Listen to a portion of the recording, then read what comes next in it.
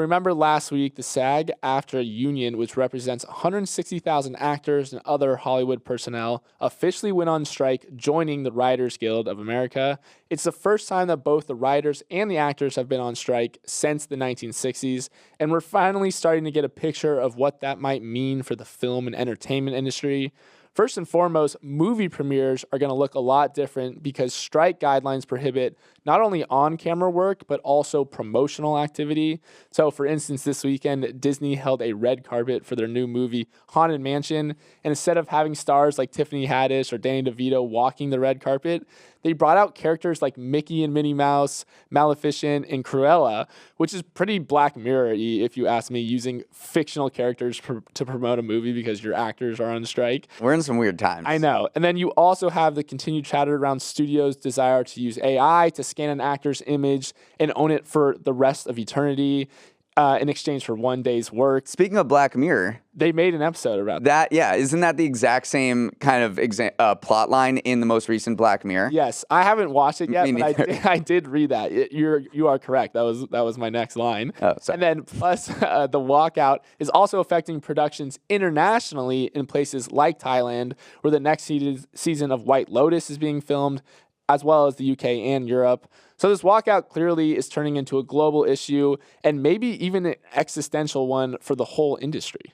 Yeah, I mean, you have these big media CEOs going on interviews and saying this is kind of going to destroy our industry. You had Barry Diller, who is this, if you haven't heard of him, he's this huge media mogul. He's the chairman of IAC and Expedia. He went on CNBC and said these conditions will potentially produce an absolute collapse of the entire industry because there's this flywheel, a negative flywheel, where if you don't have content, then people cut their subscriptions to Disney Plus and Hulu because they're like, well, I don't need to see all this stuff again. And then there's no revenue to produce new shows, even when this strike ends potentially, a few months from now or whenever it does. And so he's just like warning that, this entire Hollywood industry will collapse. Yeah, I could totally see it. It is kind of that doom loop that we've described. I think we described it with San Francisco, but yeah, you're totally right. Like if there's no new content, then there's no new money to film new content. So I could see it getting ugly. Then again, it's coming from him, and he's trying to stake out his negotiation and put pressure on the actors and writers to come back to the table. Well, but he also says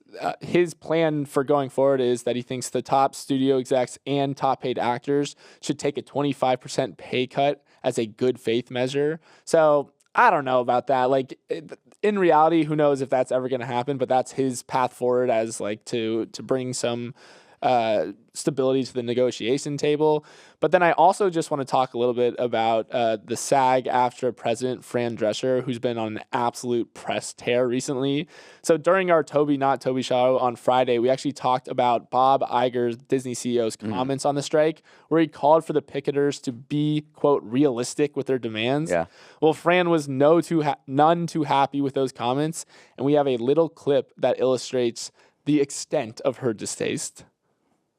What did you think about Bob Iger's comments yesterday? I found them terribly repugnant and out of touch, positively tone deaf. And, I don't think it served him well. If I were that company, I would lock him behind doors and never let him talk to anybody about this because it's so obvious that he has no clue as to what is really happening on the ground with hardworking people that don't make anywhere near the salary that he's making. So obviously you can kind of hear the charged nature of the discourse around the strike, which is almost shifted into a bit of class warfare, where you have the unions representing the common person pitted against the 1% and CEOs like Warner Bros., Discovery's David Zaslav, and of course Disney's CEO Bob Iger. It's crazy though how Right, she was talking about how much Bob Iger was making, and I think he earned $65 million from Disney in 2018, which was about 1,400 times the company's median employee salary. And he just signed this new contract where he's going to get paid up to $31 million. So he's getting paid a lot, but also it's a little bit odd to see super highly paid actors like Fran get up there and talk about the working man. But you just kind of have to think about the fact that the vast majority of the people in this actors union are not people like Right. her and Brad Pitt and Matt Damon. It's these background actors that, when you see King's Landing Right. and he's walking and they're all walking through, it's all the people saying shame.